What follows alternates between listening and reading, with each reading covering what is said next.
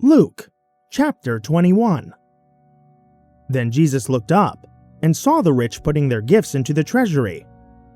And he saw a poor widow put in 2 small copper coins. "Truly I tell you," he said, "this poor widow has put in more than all the others. For they all contributed out of their surplus, but she out of her poverty has put in all she had to live on." As some of the disciples were remarking how the temple was adorned with beautiful stones and consecrated gifts, Jesus said, "As for what you see here, the time will come when not one stone will be left on another. Every one will be thrown down." "Teacher," they asked, "when will these things happen? And what will be the sign that they are about to take place?" Jesus answered, "See to it that you are not deceived. For many will come in my name, claiming, 'I am he,' and the time is near. Do not follow them.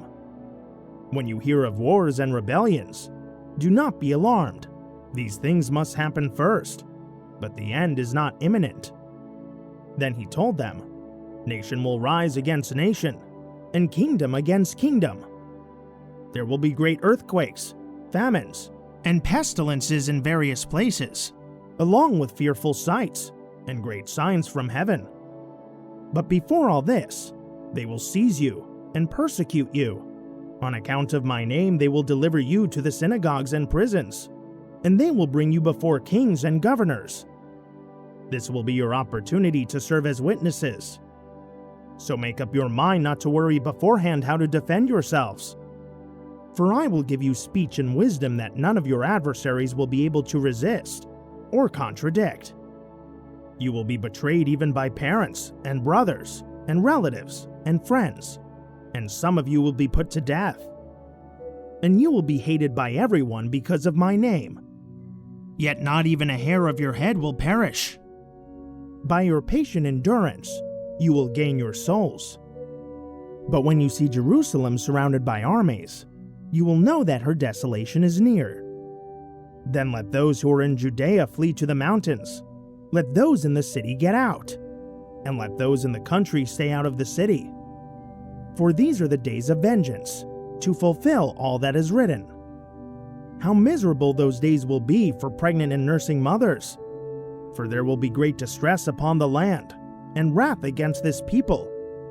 They will fall by the edge of the sword, and be led captive into all the nations, and Jerusalem will be trodden down by the Gentiles, until the times of the Gentiles are fulfilled. There will be signs in the sun, and moon, and stars, and on the earth dismay among the nations, bewildered by the roaring of the sea, and the surging of the waves. Men will faint from fear and anxiety over what is coming upon the earth, for the powers of the heavens will be shaken. At that time, they will see the Son of Man coming in a cloud, with power and great glory. When these things begin to happen, stand up and lift up your heads, because your redemption is drawing near."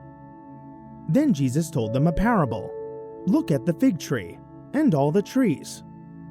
When they sprout leaves, you can see for yourselves and know that summer is near. So also, when you see these things happening, know that the kingdom of God is near. Truly I tell you, this generation will not pass away until all these things have happened. Heaven and earth will pass away, but my words will never pass away. But watch yourselves, or your hearts will be weighed down by dissipation, drunkenness, and the worries of life, and that day will spring upon you suddenly like a snare. For it will come upon all who dwell on the face of all the earth. So keep watch at all times, and pray that you may have the strength to escape all that is about to happen, and to stand before the Son of Man." Every day, Jesus taught at the temple, but every evening, he went out to spend the night on the Mount of Olives. And early in the morning, all the people would come to hear him at the temple.